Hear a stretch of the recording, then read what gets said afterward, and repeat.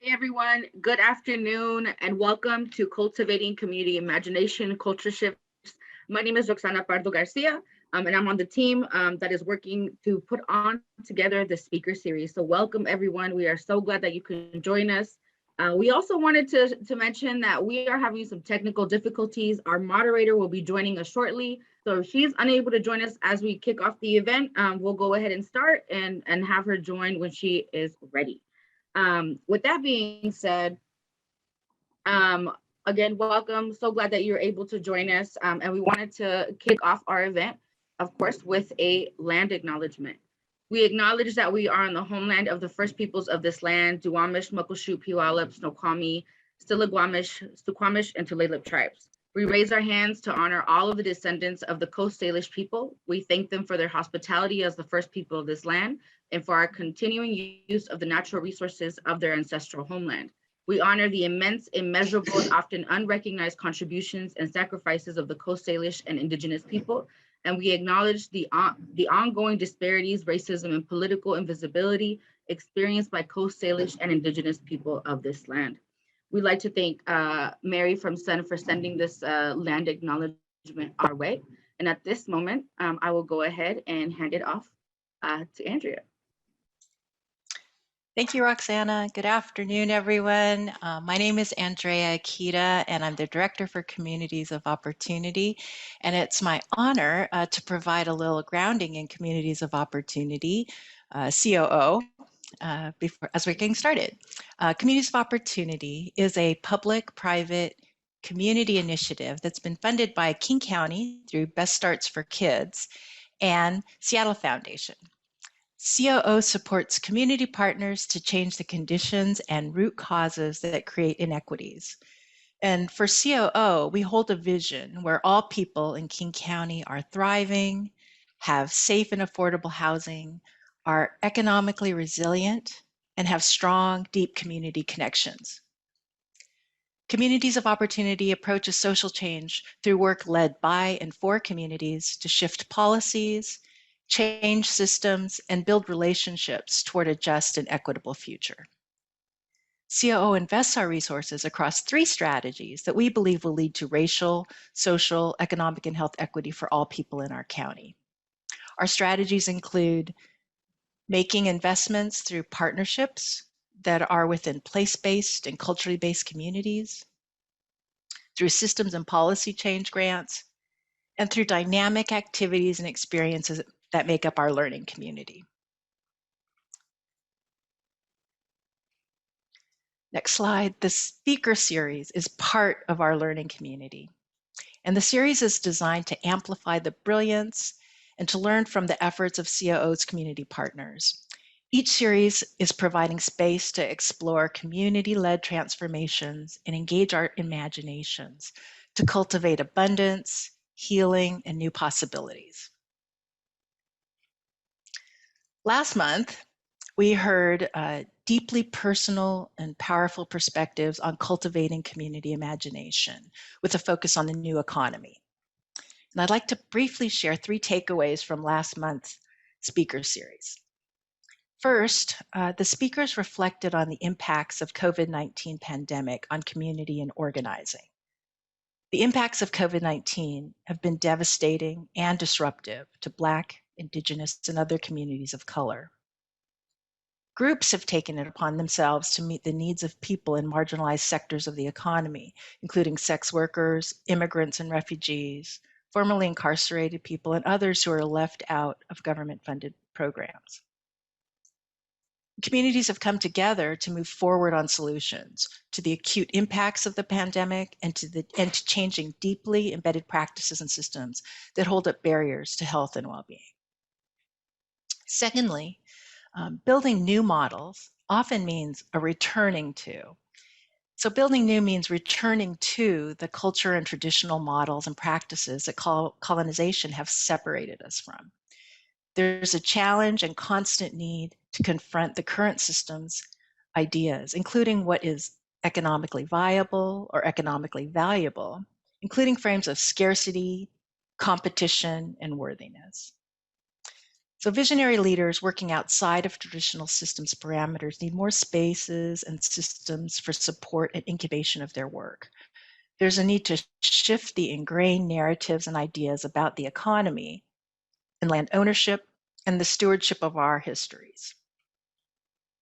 And then thirdly, we are more than enough. And we have what we need to change the status quo so that everyone has their needs met. When we live in beloved community, we live outside of the white supremacist culture that pits us against one another. And we live within the abundance that is available within communities of care and mutual well-being. And those are just 3 of the takeaways from last month. We're grateful to the Cultivating Community New Economy panelists, Ivana Inabulale, Ivana was with Queer the Land, Tepa Vaina of Utopia, Washington, Jiguna Gisheru of People's Economy Lab, and moderator Derek Gruen from Front and Center and People's Economy Lab. And if you weren't able to attend, the recording of our first 2 sessions can be found on the COO website. That's www.coopartnerships.org/speaker series. So that brings us to today, and we're talking culture shifts. Why do we need imagination for culture shifts? We know that we cannot continue to do things in the same way to realize our vision, where all people and communities in King County have the agency and resources to thrive. The status quo hasn't worked for the majority of our communities, especially communities of color, low wealth, low income people, LGBTQ communities, and disabled folks, all who've been pushed to the margins by existing systems and institutions.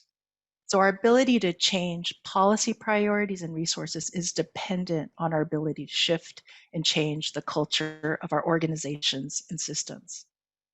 So today, part 3 of Cultivating Community, we'll be hearing from COO's valued partners on the ways in which they are shifting culture in their organizations, communities in our region.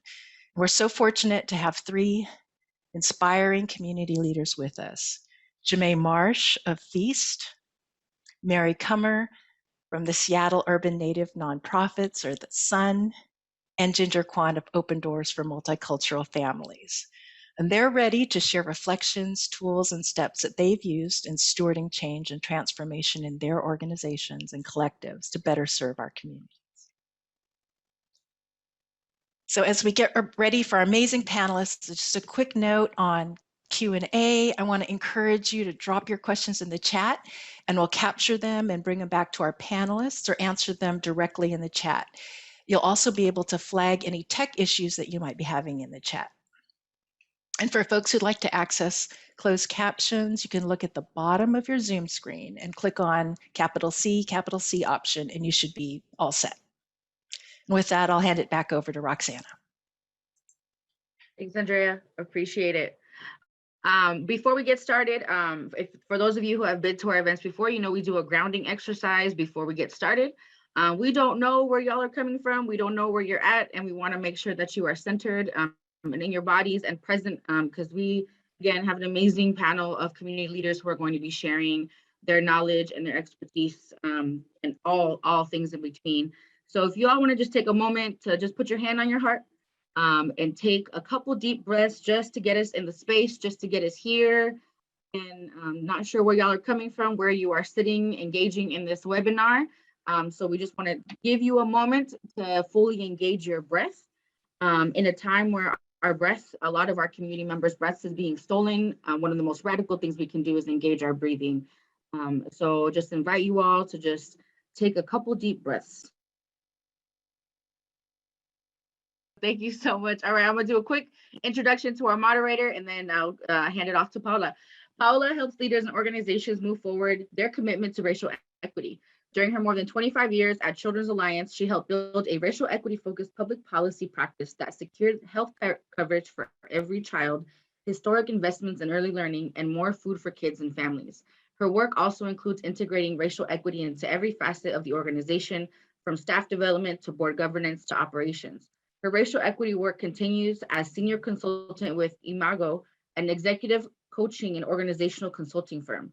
Paola lives on Beacon Hill with her husband, daughter, a noisy hamster, and a very pink fish. All right, Paola, hand it off to you now. Thank you. It's so lovely to be here with all of you. Thank you so much, Roxana, for that grounding exercise. I have been fighting and losing with the technical forces in the universe this morning, and I needed that moment to remember that I am here with people and not just trying to figure out how to be on a computer. So thank you so much. Thank you to all of you who are here this morning. I am crazy excited about this panel, and just want to start by saying that I hope that this is a very conversational space. I really enjoyed spending time with these three panelists. They are brilliant. They have so much to bring, and I feel like I have the best job in the world, which is trying to figure out how to help them channel that brilliance and that heart to you all. So we're not gonna do that panel where we ask all the questions to all the speakers because we've all been to that panel. It's so tempting because they all have so much to say, but I'm going to try and restrain from trying to do that because I know that that can be hard on the speakers and hard on the listeners. But if you do not hear something from someone you hope to hear from, please be sure to hit us up in the Q&A, and we'll make sure that we kind of come back around. It's my pleasure to introduce the three speakers. I'm going to start with Mary. Mary Kummer is serving as program manager for both Seattle Urban Native Nonprofit Collaboration and Potlatch Fund. Mary is an enrolled member of the Makah tribe. She, who still works remote in the home territories of the Suquamish tribal people, is located in Bremerton, Washington. She brings over a decade of non-traditional experiential learning and community collaborations that support Native communities. She currently serves as the grant-making program manager, administering the management of the processes, databases, and creative partnerships with community and grant partners who reside throughout Idaho, Montana, Oregon, and Montana. Additionally, Mary represents and supports SUNN 12 Native-led partner organizations that convene to raise visibility, prioritize the issues, and increase the well-being of the urban Native community in Seattle. She enjoys traveling to Port Angeles to visit and explore her new role in grandparenting. Welcome, Mary. Jaimée Marsh is the executive director of FEEST. Jaimée uses they, them pronouns and specializes in community organizing, organizational capacity building, and social identity development. For over 15 years, they applied this skill set to build community, shift power to youth, and drive policy change with queer and trans people of color. Jaimée is an alum of the University of Michigan and University of Washington Schools of Social Work, where they deepened their passion for cultivating, curating creative spaces that center radical joy and healing, as well as fostering sustained partnerships between school systems and the community at large. Currently, they serve as executive director of FEAST, a community-based organization that centers BIPOC youth from South Seattle and South King County as leaders in transforming food systems and health equity in their schools. In their personal life, Jaimée is a cheese enthusiast who loves traveling and cooking at home. And finally, Ginger Kwan. She's the executive director of Open Doors for Multicultural Families, a nonprofit grassroots family support organization. Open Doors envisions that all culturally and linguistically diverse individuals with developmental intellectual disabilities and their families thrive in an inclusive society of their design. Ginger is also a parent of 3 children, one of which is a happy young adult with autism. She's a Chinese immigrant from Taiwan, fluent in both spoken and written Taiwanese, Mandarin, and English. Ginger has 20 plus years of progressive working experiences in the field of developmental disabilities as helping parent, ethnic outreach specialist, project coordinator, program developer, cultural competence trainer, and the executive director of ODMF. She dedicates both her professional work and personal life to serve diverse families of children with developmental intellectual disabilities and advocate for equity and social justice. Ginger believes that systems have responsibilities to be culturally and linguistically responsive to the needs of communities. Through family engagement and partnership with CBOs, together we can transform lives for people with intellectual and developmental disabilities and their families. Please join me in welcoming all of our panelists. Thank you so much for all of you for joining us. So we're going to start today by considering the space we're in right now. So Ginger, Jaimée, and Mary, I want to ask a pair of questions that sets the culture shifts we're talking about in the context of the times that we're in. And this is a question that I'll ask of all three of you. So the first question of the pair is, how are you? How are you doing? Just take a moment and share a bit about what this past year and a half has looked like in your work. And then I have a follow-up for you all after your minute of sharing. Jaimée, let's start with you. Thank you. Well, I'm doing great. I'm really excited to be here. And I'm also excited that today is the last day of FEEST summer camp. We have 40 new youth leaders who are being trained as community organizers who will not only affect change now, but for the future of their communities. And we just expanded into Franklin High School. So we're just celebrating a lot on our team. And it feels really good to be in that place of still being really centered around joy, because the past year and a half has been quite a trial.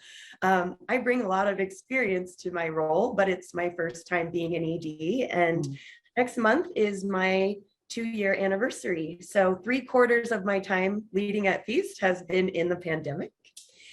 And it has fundamentally changed everything that I thought that this role would be about, but in a lot of ways for the better. And when I reflect back on everything that has brought me here, it feels really important to honor all the vulnerability that I had to exemplify and the vulnerability that staff and youth and community shared with us, and just overall the resilience that it took to really create an environment where staff and youth felt cared for, and that being like my top priority. And to really remain grounded in an abundance mindset and not be tested or tempted into giving up my values or trajectory because there was a lot of scarcity around me, that I needed to like stay grounded in that for myself and for my team for us to move forward. And our work has really shifted in very fundamental ways. We started working from home. We never had a work from home culture before the pandemic. We shifted all of our programs online. We transitioned from doing a dinner program that we could no longer run to starting a free grocery delivery service for our community. And overall, we're evaluating our whole mission and really shifting from being an advocacy-based org to an organizing-based org. And so overall, I'd say it's been a very iterative process of continually checking in about what the teams and the community and the young people's needs are. And just being as adaptive as possible to be as responsive as possible with prioritizing the care for everyone involved. Thank you. And really thank you for lifting up the abundance piece. It can feel really hard in this moment that seems to be extending. Ginger, how about you? Sure. I think if we reflect back to 18 months now, since, March, COVID started to hit us really, I think this whole 18 months has been very eventful for myself and also the whole organization. But overall, we see that, I want to use a Chinese character here is, I'm a Chinese. So Chinese character says there's a danger, but at the same time, that danger can also transform into opportunities. In Chinese, we say wei ji.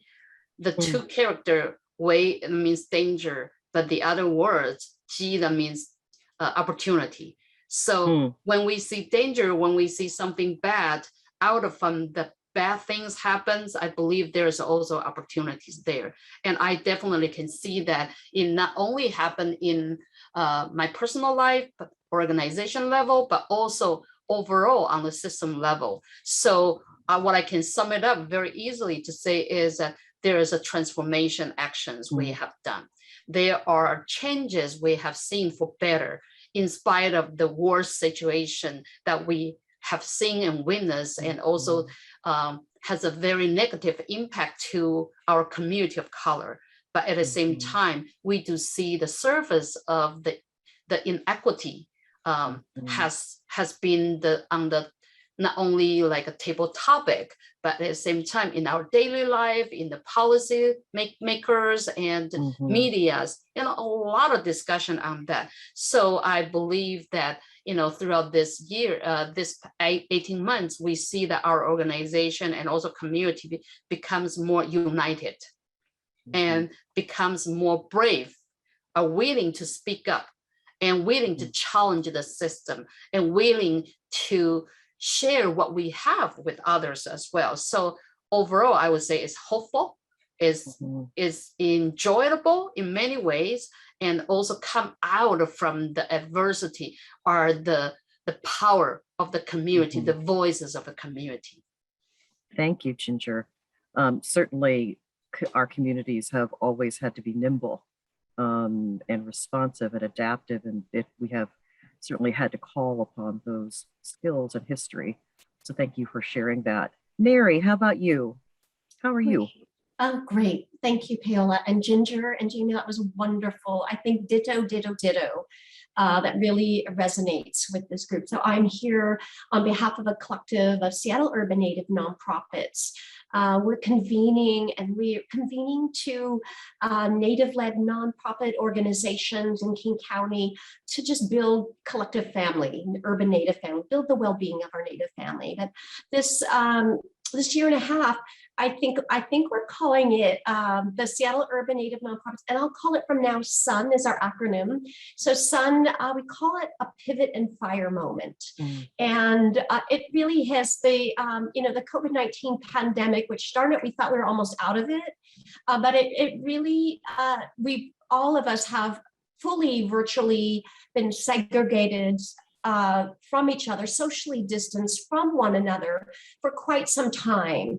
And I think one of the things that I think our greatest concern in the urban Native community was the loss of relatives, of family members. And this is profoundly painful to us, the idea of losing community members in the Native community. It symbolizes something greater, a loss of language, of worldviews, of wisdom keepers, of tradition, and the impact is quite high.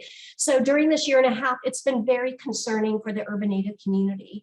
And I think what we've done is we take the responsibility for one another's well-being. We're happy to, in an effort to restore, bring restoration to our communities to full health. That was our ultimate goal. I think all of our communities really want to restore full health and sustainability to all our communities, that in this time of crisis that we show up for one another and that we offer our core gifts. We're learning what our core gifts are to one another, and we're strengthening our ties that work, that bind us together, that strengthen our unity together. And we are the most prized resource. Our people, our families are our most prized resources for healing, for restoration, for resilience that allow us to continue to build community connections. Well, thank you. Yeah, that's great. Yeah. Thank you, Mary. And I think I will. I'll turn. I think I'm going to turn to the follow-up question here, which is, we're here today to talk about culture shifts, the work that all of you have done to move your organizations to relationships and practices that work and away from dominant cultures and structures that do not serve our communities. So really thinking about, how did the last year and a half really help you see or reinforce needed culture shifts in your work? What did you see in the last year and a half where you were really able to say, that is something we need to move away from? This has revealed a culture shift that needs to happen away from dominant cultures and structures. And Ginger, do you mind if I call on you first? Sure, no problem. First of all, I don't think it's shifting away from other people, but I see from our organization, the work we do. First of all, I want to introduce to those who haven't known our organization or the population we serve.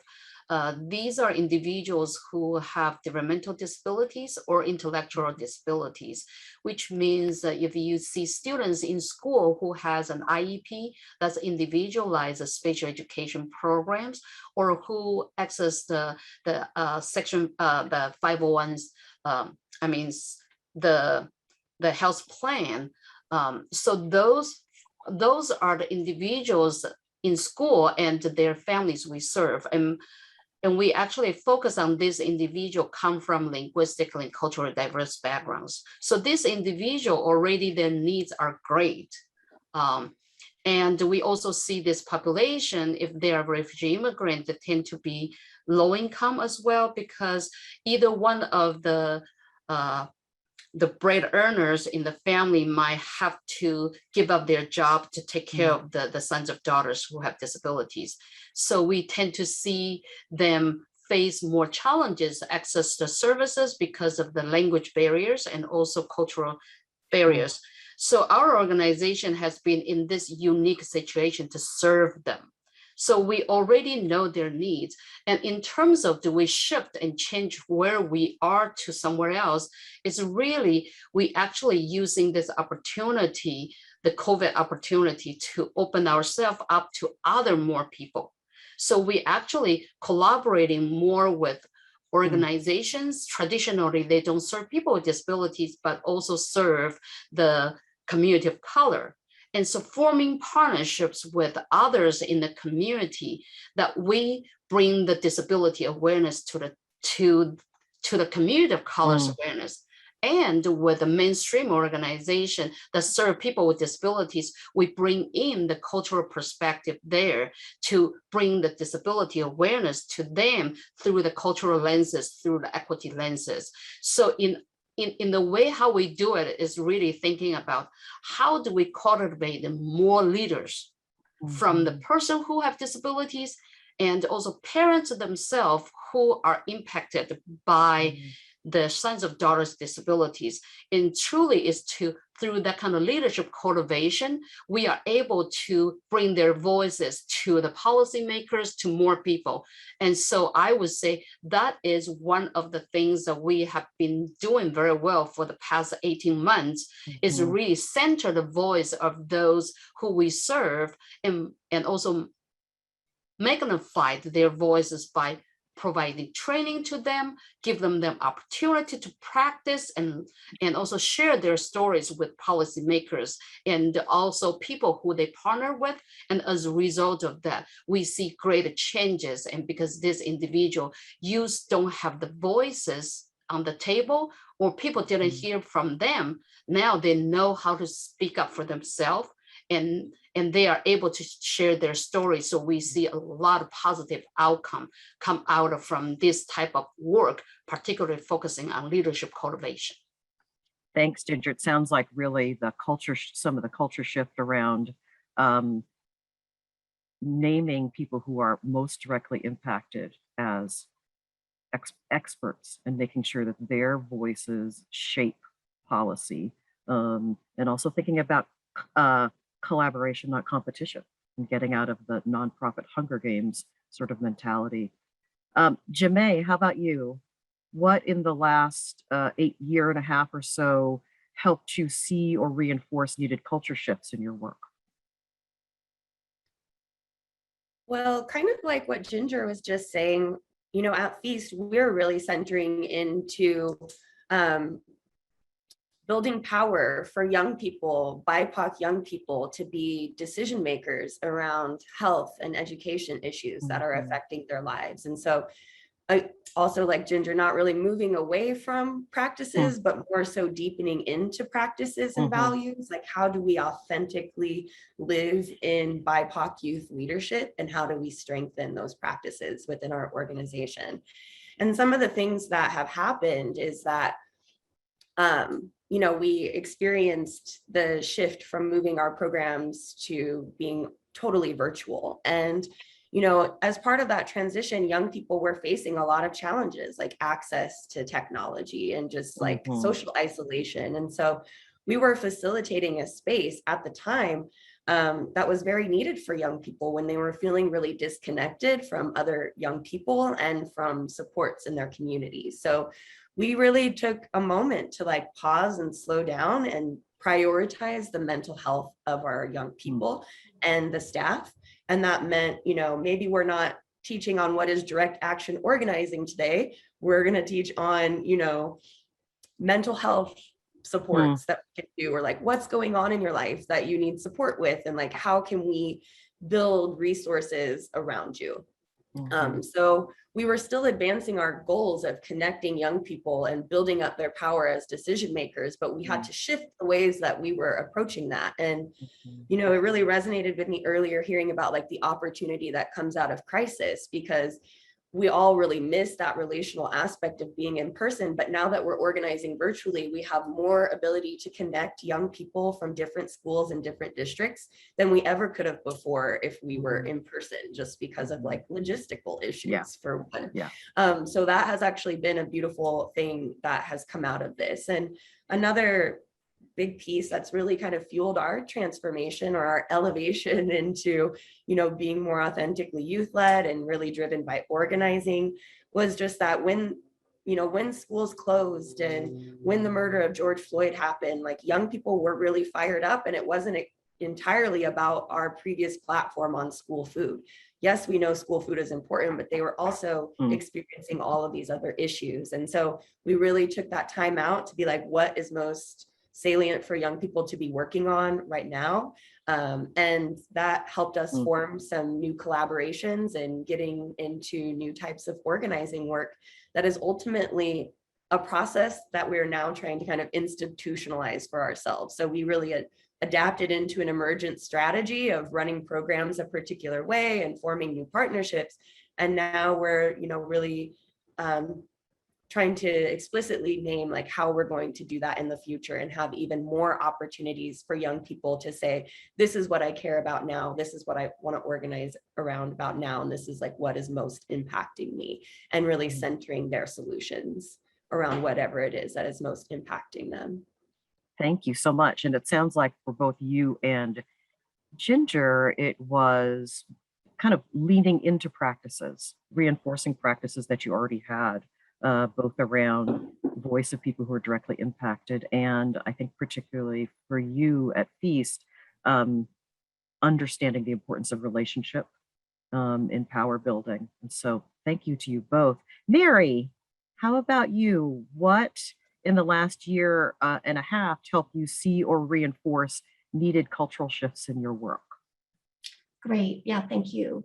I think for SUNN partnerships, our 12 organizations, we definitely did a reset of our shared practices and ideas and goals. And we wanted to returned to the internal health of the SUNN collaborative. And so it's an inward journey to really look at, I think, we wanted to start because there's so much systemic oppression. There was just so much tension, racial tension. We wanted to go back to look to those leaders before us, those ancestral leaders, whether they be in the city of Seattle, that had really successful acts of resistance. And we've experienced periods of reduced visibility in the past as well. All of us have, due to mainstream culture and capitalism and whatnot. It's not new to any of us, but we decided our approach, it was really to go back to reclaiming traditional values and cultural practices to sustain the wellness of one another. And we went through an internal healing within our own group, trauma-informed training, approaches to look at how our journey to health as an individual can really be an asset to our community, that we are connected to our community, and that in every day our practice is an individual journey to health and wellness as it is to the overall health and journey. So that, I think I'll just share that for now, but that really was the cornerstone of our collective transformation, was that internally as an organization, we cannot support our communities without strengthening our approach to healing and our journey. Wonderful. Thank you so much. I'm going to now sort of switch to the culture shift that you all made, really before, we opened up with talking about sort of the moment that we continue to be in, but all of you and all of your organizations really started moving those culture shifts well before the pandemic. So we're just going to switch to talking about now the culture shift that each of you has done.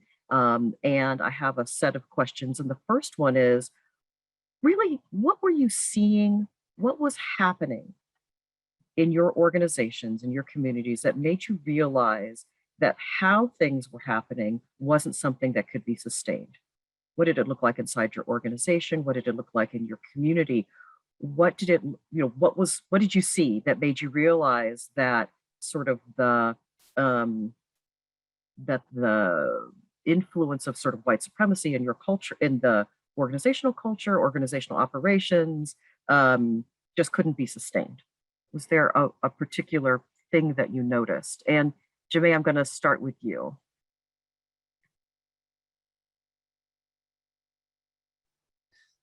That's a really great question. And I think, again, it was not about necessarily needing a great culture shift, but again, really just leaning into the values and not being like swayed away from doing the things that we know that was right. And so, a lot of things were happening around us, and it kind of felt like a lot of things were being taken away, like our dinner program was forced to end and all of these different things. But I'm really grateful to work on a really incredibly supportive team of BIPOC folks, and the ways that we're able to show up for one another and support each other, or write collective statements together, and just like we held each other at all points of the process. And it's one of our practices to meet every week, and at the beginning of Monday morning we talk about, what are we doing for the week? What is our capacity? What is our capacity to support others? Who has a need for support? And those were the types of practices that we leaned on really heavily, just to understand, like, how is everyone doing? What are we capable of doing in this time with the resources and the expertise that we have available? What does everyone feel comfortable and safe doing in this time? Because not everyone felt comfortable and safe to go out and start grocery shopping and delivering food to families in March 2020. So we just looked at collectively, prioritizing our care for one another and our ability to then care for young people, because that's deep emotional healing energy. You have to also have your own healing energy to be able to give. And so knowing that also everybody works through their grief differently. Like, we were really grieving, and for some people that makes them want to get into more action, and for some people it makes them need to have some time and space. And so just wherever we were feeling that day or that week, or having more check-ins per week, just to know, what does the team need? What do the young people need? And just figuring out the resources to make whatever that was possible, and just leaning into that being the priority. Of course, we had other priorities and, work and deliverables and things that we were also still accountable to. But I think if you don't lean into your people first and well-resource them first, then how can they give and pour from that cup into that work of healing in communities? Great, thank you. And I'm going to try and put us in a time frame that's pre-pandemic. All of your organizations worked on culture shift well before the pandemic, and we've talked now a bit and really gotten some good examples from you all about what you did in the pandemic. Pre-pandemic, you were already engaged in culture shift work. So Ginger, I'm going to turn to you and ask, what, was there an aha moment? Let me back up and just say, we all work in systems that are entrenched in white supremacy, entrenched in colonialism, whether it is nonprofit operations, whether it's funding, philanthropy, all of government, all of our systems have pretty deep roots in white supremacy and colonialism, et cetera.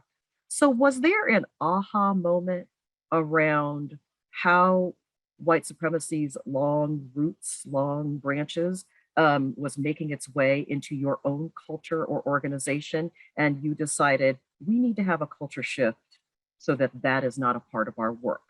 And this is pre-pandemic, really thinking about just sort of the culture shifts that bring you all to this table today. So Ginger, very long question, sorry, but what did you see that you knew you had to change? Hello, Paola, first, thank you for asking this question. And your long question actually leads back to a long history that we have. And the cultural shift that actually started with when I realized, still working for the other organization, how our community of color who have loved ones with developmental disabilities are not served. And that was the moment I say, somebody got to do something. And if the system has never thought about, or is always afterthought of the population we intended to serve, then somebody got to do something. So actually that went back to like 20 years ago. That's how long it goes back. And to realize that ourselves have a power. We can do something to address the needs of the community whose life are impacted. And so when I organized Open Doors for Multicultural Families in 2009, and that was really a decision that we made to say, well, if nobody is willing to do that, then we will do it. And we came out from nowhere. We didn't have anything. And that's how we started. But fast forward 12 years later, started from zero, nothing at my home at a kitchen table. Now we have close to 50 staff, speak 25 different languages, and are able to serve more than 2,000 individuals who have developmental disabilities, come from diverse backgrounds, and have loved ones with developmental disabilities yearly. And during the COVID time, we are able to shift because all these years, it takes time. So the shift is the moment you realize that something needs to be done, and you are willing to take the challenge and willing to stand up to say that, okay, if I am giving the opportunity, if I am giving the talent, if I am giving the resources, that means I have the knowledge, I have the skill, I can speak, then I get to do something. And I think it's gathering those kind of talents, passion people from our community come together. We are making the differences. We can transform the system.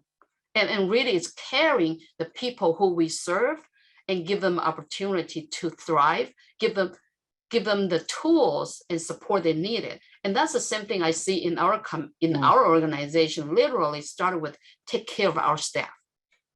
You know, during the COVID, we are able to really think about what we have been doing before that, before COVID, 18 months before that, we started a transforming, we started to do our strategic planning that is based on equity, social justice.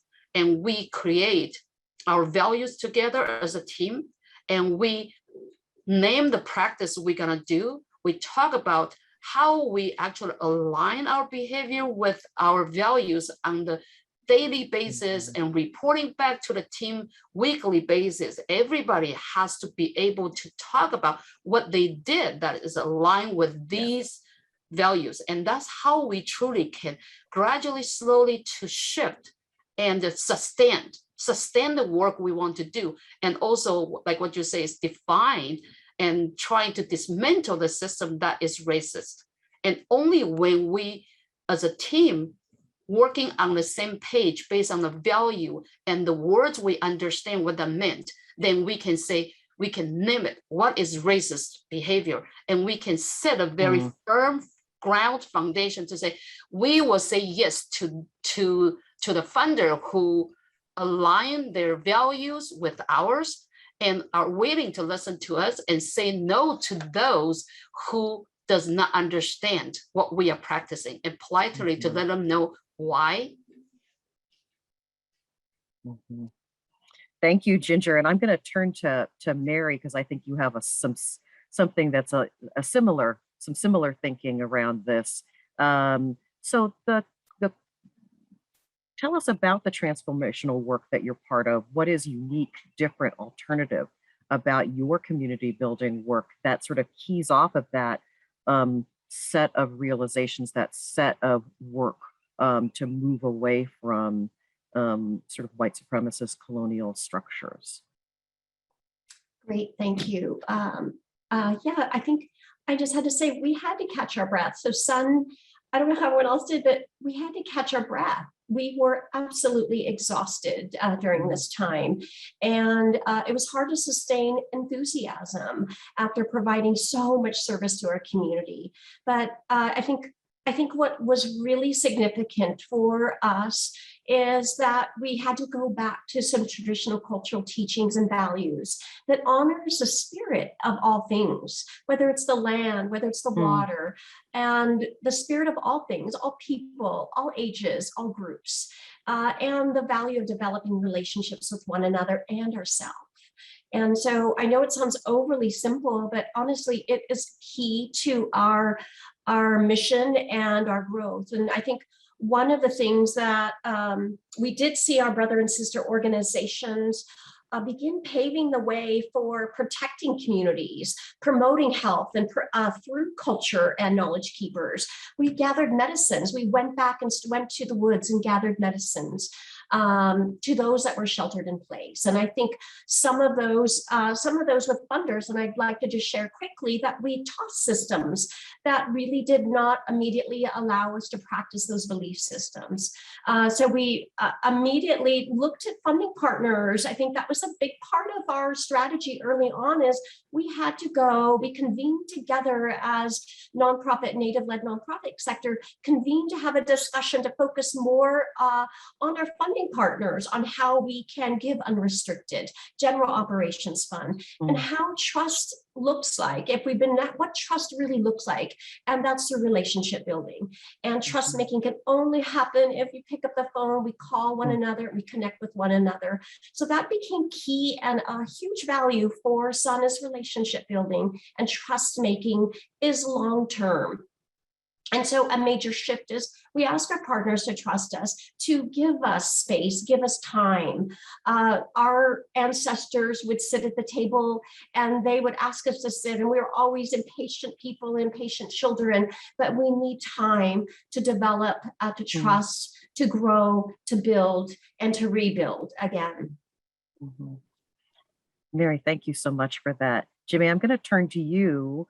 In your leadership at FEEST, when folks talk to you and ask you about the unique and different community building work, I know you've already spoken a little bit to this, but as a leader of that work, as one of the leaders of that work, what are you most proud of? What do you point to as the transformational culture shift work that FEEST has done?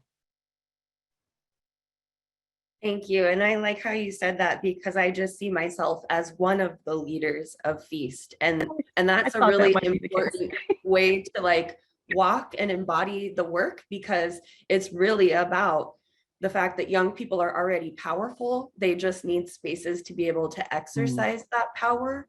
And so I'm really proud of a strategic planning process that we've been doing since even before the start of the pandemic. That was really fun when all of that got put on hold.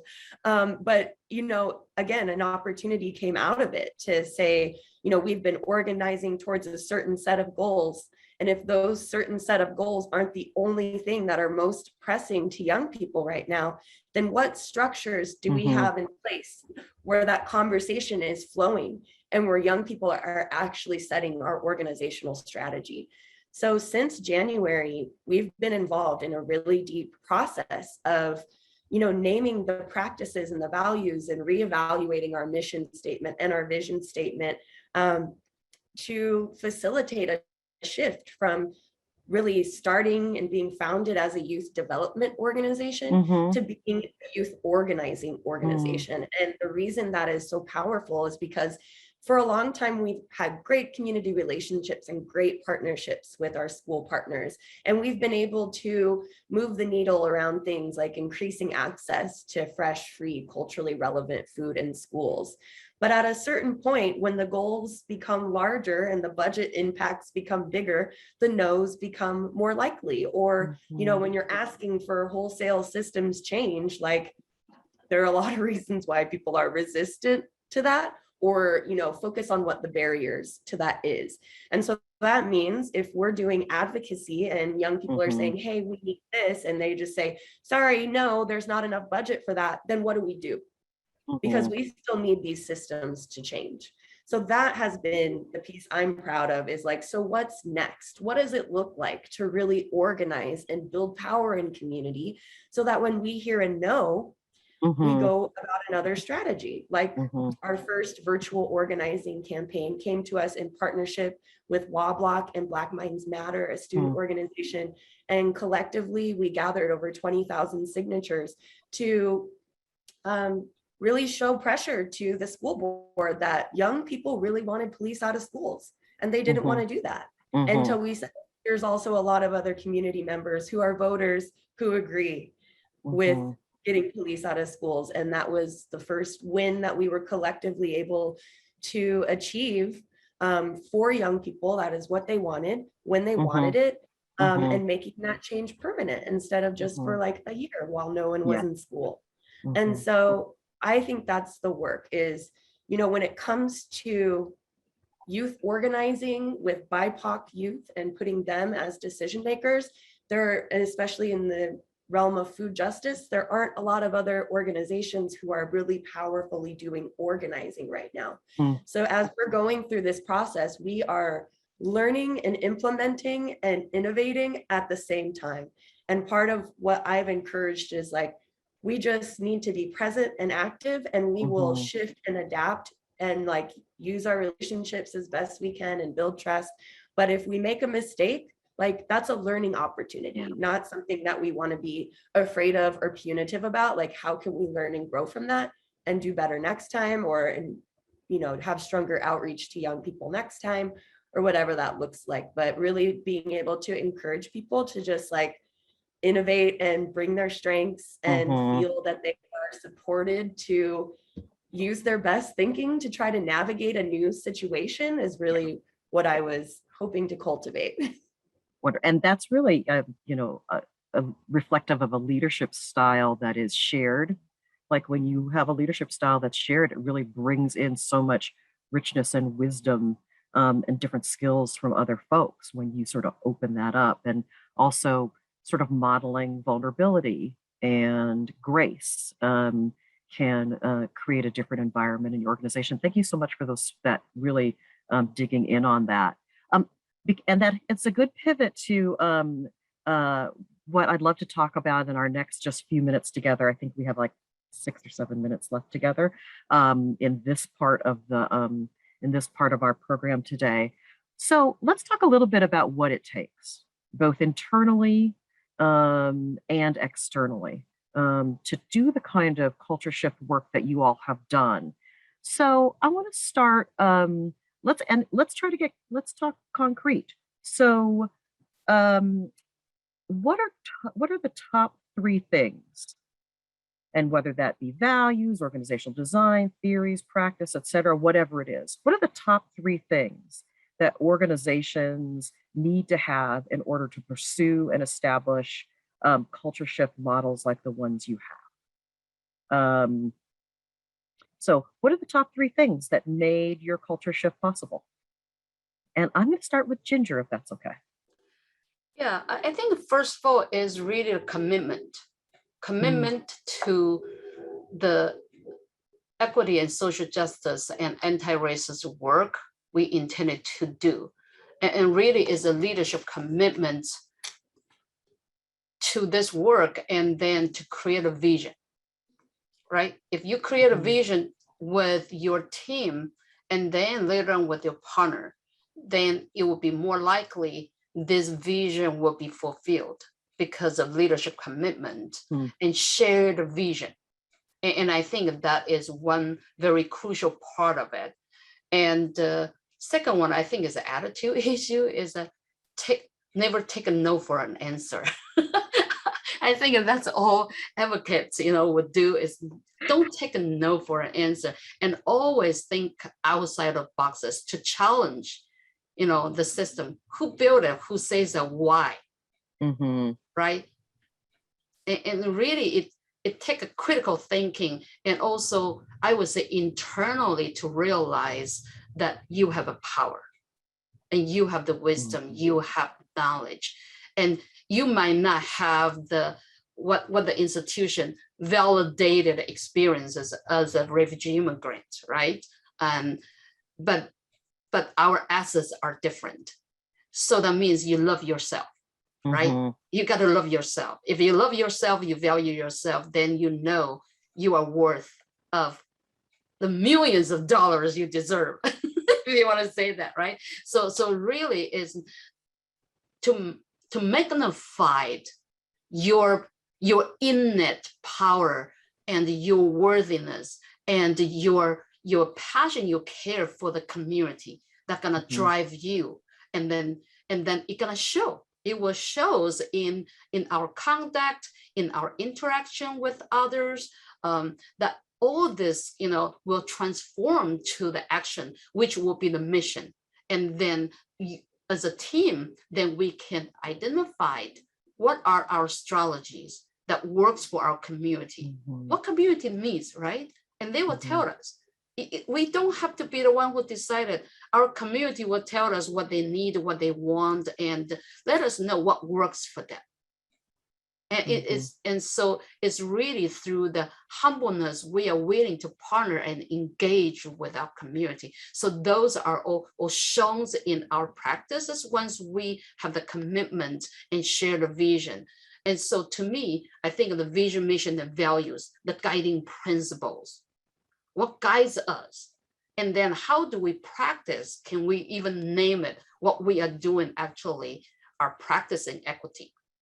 And if I can give you an example, how our organization transformed as well. Even with ourselves, we have so many staff speak so many different languages. And when we say equity, people might think they know what that meant, and people might think what I'm thinking is the same as what you think. But once we start to talk, then very often becomes different.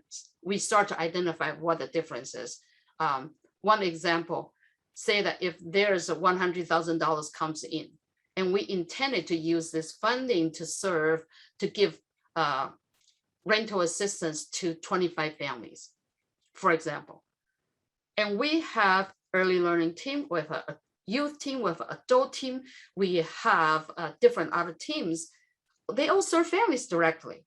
So how do we say that the 25 families we're gonna serve among so many groups, right? So we started to hear some people say, well, we need to divide it equally to different teams. And somebody can say, well, my team, we need more, and your team need less, or something like that. So you see that suddenly it becomes individual issue, but no longer on the bigger picture. And so we need to start to educate ourselves to bring people back to the topic of what does equity mean? And it's not my family, it's not your family, it's our community. And it is through that kind of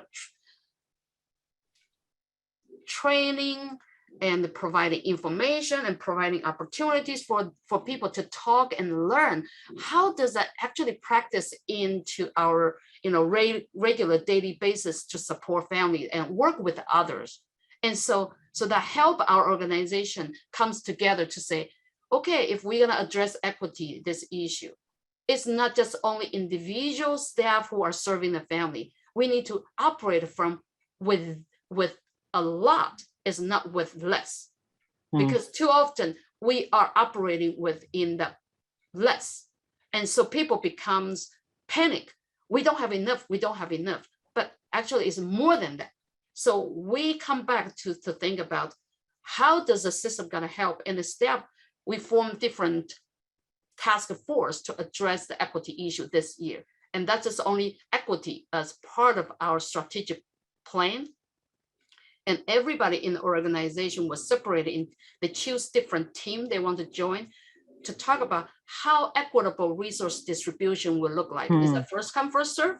Or does that look like, right? Is it based on the needs? What kind of needs we're talking about? What kind of priority we need to talk about? And then we talk about how do we get enough so nobody's acting from the without feel like, oh, we cannot do it. And so it's a shift the mindset and then go out to get what's needed to support it. And then also thinking about how our database collected the data enough in order for us to demonstrate what are the needs of the community and how do we using the data collection to go to our funder to address the needs. And then also talk about how our media, how our online presence can actually shows to tell those stories. So it's really integrated in all the actions we are taking. So that's how it will be done. It's not simple by one person, two people, but everybody are operating on the same level with a commitment, with the leadership commitment, and is willing to work with the staff and supporting the staff and listen to the community. Yeah, Ginger, that's such a great, thank you so much for taking us through that. It's a really good example, I think, of what it takes to do equity work well. It has to be integrated. It has to be in every decision. It takes everybody. And I think that that's where a lot of organizations get tripped up because the work is hard. And if you don't till the soil and feed the soil and make sure that the soil is amenable to growing what you're trying to grow, it doesn't work, or it becomes really difficult. So thank you so much for walking us through that. Mary, I'm going to turn to you. If you had to say, what were the top, what are the top 3 things that are necessary to make the kind of shift that you made, what would you say? Great, thank you, thank you. Yeah, Ginger, that was amazing. Thank you so much. I think, SUNN, we came up with really 3 values. We came up with a whole value system. The strategic plan we went through, and not that we tossed it away, but we put it aside because all the objectives and the goals were less significant than going back to a value system. And I'll just share them with you. Respect, leadership that's rooted in love, compassion, courage, accountability, and humility. These are our new value systems we have in our bond of trust. 2, reciprocity. We're all connected and dedicated to the well-being of our relatives, and we strive to achieve balance, dignity, and respect.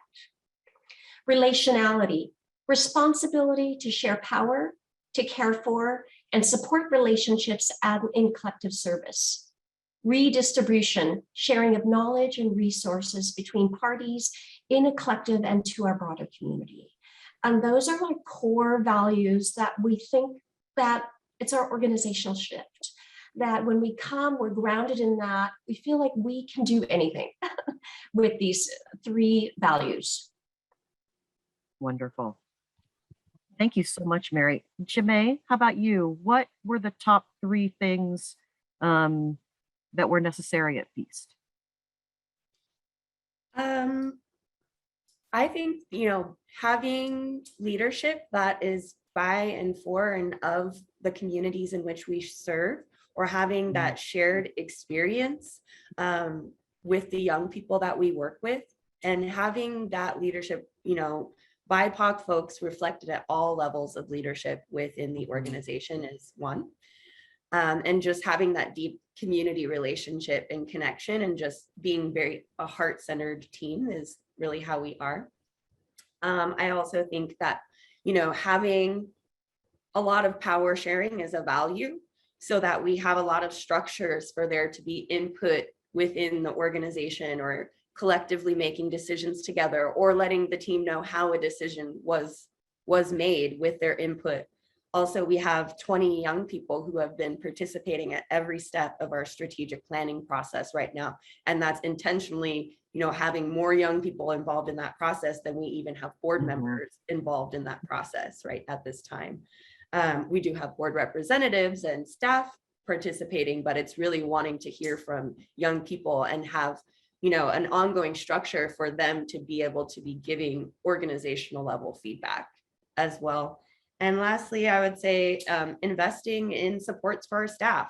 Throughout this time of a lot of scarcity in our lives, I've been increasing staff salaries, I've been increasing youth stipends, I've been increasing time off, and really advocating to funders that this is something that is important because, as we heard earlier, our people are our greatest resource and we need to be investing in them. And I think there's a lot of conversation that comes up around like trying to fund staff well, and we know that's an equity issue for our whole entire all nonprofits, you know, and so that's something I'm, you know, actively working against with the board to say that people do deserve to be compensated well, that it's the best way for them to be supported to then do this really deep community healing work well, and that, yeah, I'm grateful to the funders who have come along with us, and, you know, in partnership with other organizations like the Racial Equity Coalition that Ginger and I are both on, you know, we're advocating to funders at large that they really center BIPOC organizations and honor our knowledge as community leaders who know our communities well and know what they need, and letting us determine what the outcomes and the impact should be. Thank you. Mary and Ginger, I'm going to ask an unfair question of you all. 1 minute to say, because we've all talked about sort of, and Jaimée just started to allude to this, you've talked deeply about what you thought about internally, and some of you have touched on this. What did you need from external partners? What had to be set up on the outside of your organizations for what you were moving to do inside to work?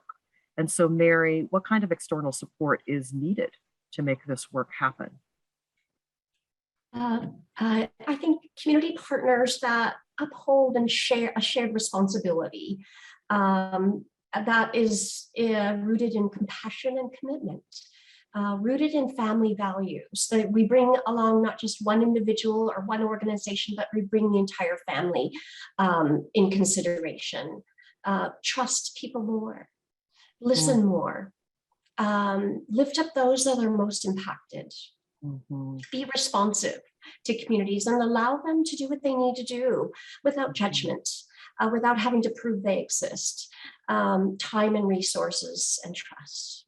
Allowing our communities to raise the visibility and then to return to health and wellness, optimum, not just optimum health and wellness, but wellness for all. Mary, thank you so much. And I appreciated when we were talking before the panel today about the need to decolonize nonprofit funding. And I think you touched on that well.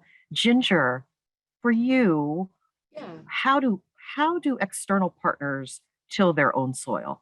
How do they have to be ready for the kinds of culture shift that all three of you have introduced? Yeah, and I think all of us here knows what didn't work for us, right? So now I want to share actually those who we see are great partners, who actually we want people to know the great work they do. And one of them is Group Health Foundation. And I see the differences for this foundation, their leadership versus others. Yeah, here's a heart there for their foundation. It's amazing how they work with us. Was literally, they give me the opportunity to share with their leadership 5 people from their leadership position, including the president, 2 co-directors, and 1 program, 2 co-presidents, and 1 program director, and then 1 of our program manager. So 5 people came to me, and their purpose is to listen.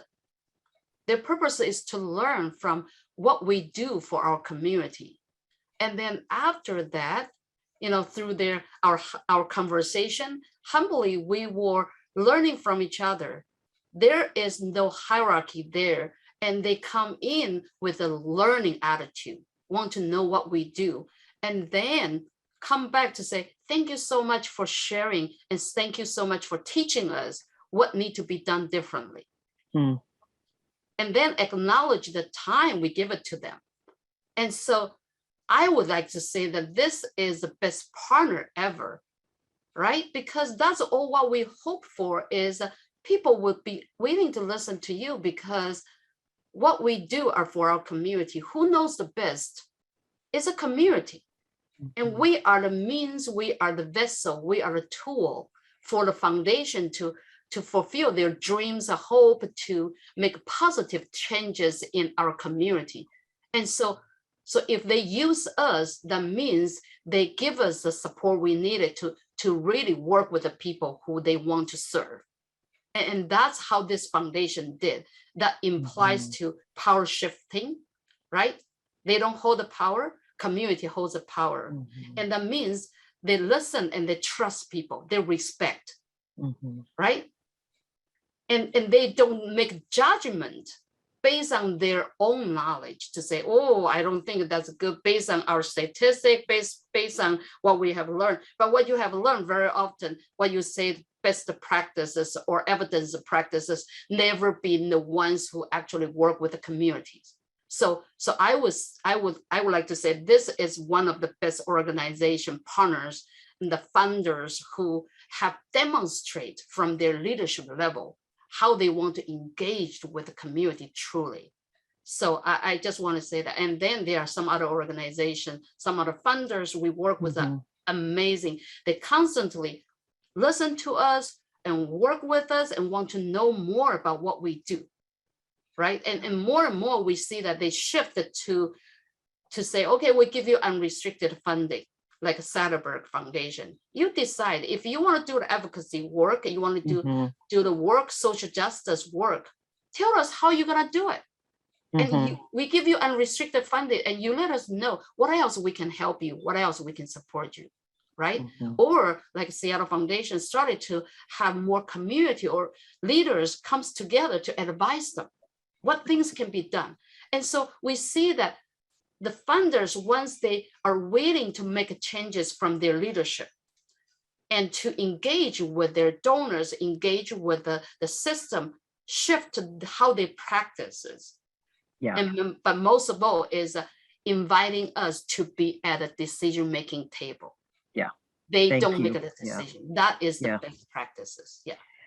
Thank you for lifting up great partners who are, sort of tilling that soil and going through their own processes. And I would point to Cece at Satterberg and Michael Brown at Seattle Foundation for really putting themselves out there to try to do business differently. I want to jump in we're going to do a speed round. Thank you so much. We're going to do a speed round with each of you. And we're going to turn from sort of the organizations and the structures to the people that we walk with. The people in community, the people who are all parts of your organizations and who we hope to walk with and serve. In a world where our organizations fulfill their missions, what does it sound, feel, taste, look, smell like? What is the experience? If we are serving and fulfilling our missions and you are a member of the community that you walk with, what do you want that experience to be like for them? What does it sound, feel, taste, look, smell like? And we'll just I'm going to push you to do like maybe 30 seconds each. And Jaimée, do you mind starting? Sure. When we see the schools that we want, we see BIPOC youth exercising their power to change the systems that serve them. We see them thriving physically, mentally, and emotionally, and all of that holistic support being prioritized.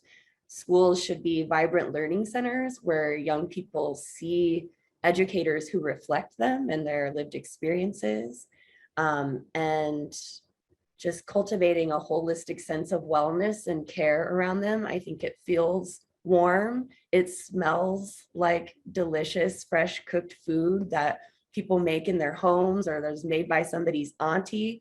And it feels like safety in community and being held by your community. Oh, lovely. Thank you. Mary, I'm going to turn to you for your, Oh, that was beautiful, Jaimée.